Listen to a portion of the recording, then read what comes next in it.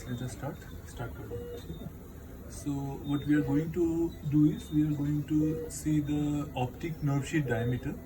Basically, we assess the optic nerve sheath to see the intracranial pressures. And in any patient where we suspect a high intracranial pressure, we tend to see the optic nerve sheath diameter. So we'll use this high frequency probe. More commonly we know it by the name of a vascular probe.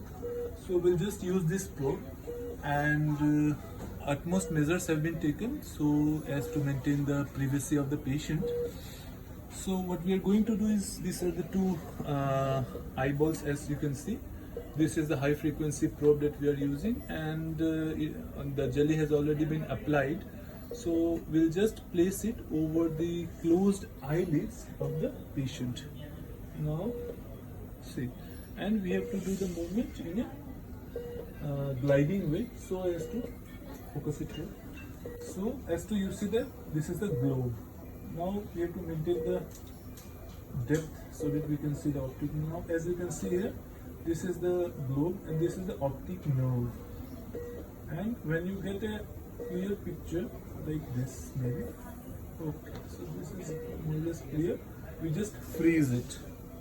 Once you freeze it, the literature says that this is the posterior part of the globe. This exactly is the posterior part of the globe, and this is the optic nerve along with the sheath that we can see outside. So what we need to do is we need to measure from the posterior part of the globe here. We'll select and we'll come around 3 mm behind. So we have come almost like 0.30 centimeter, which is like 3 mm behind. So we'll select this point. At this point we need to see the diameter of the optic nerve sheath.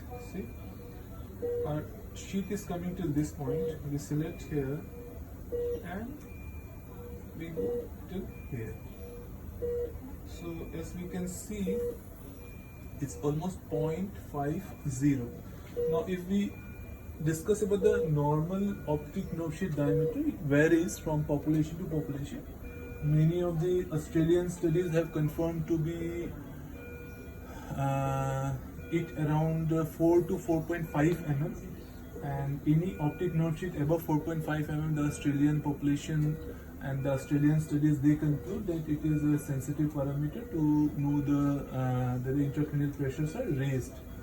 Then again, when the meta-analysis were done, they found that a diameter of around 4.5 to 5 is much more optimal to say whether the ICP is raised or not.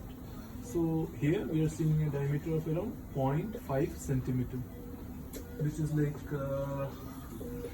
almost borderline, and the sensitivity for this optic nerve sheath diameter is as high as 94%, and the specificity stands around 87% for raised intracranial pressure. That means we can diagnose as much as 94 patients for raised intracranial pressure if the optic nerve sheaths are higher than 6 millimeters.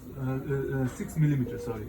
So it is like 5 millimeter if it is more than 6. And so for this patient, maybe the intracranial pressures are not that much raised, and if it is more than 6 millimeters, then with a sensitivity of almost 94% and specificity of almost 87%, we can conclude that the patient is having a raised intracranial pressure or intracranial hypertension.